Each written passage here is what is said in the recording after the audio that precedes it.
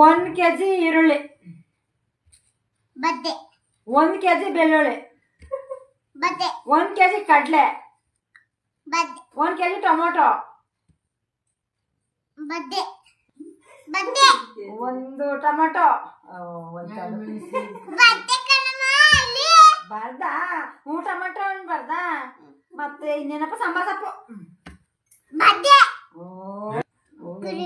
ಪುದೀನ, ಮತ್ತೆ 1 ಕೆಜಿ ಕಡಲೆ ಕಲ್ಲಯ್ಯ ಬದ್ದೆ ಕಣಮ್ಮ ಇಲ್ಲಿ ಬರ್ದ. ಅಯ್ಯೋ ದೇವ್ರೇ, ಬದ್ದಿಲ್ಲ ಬದ್ದಿಲ್ಲ ಚಕ್ಕೆ ಸಾಮಾನು 1 ಕೆಜಿ.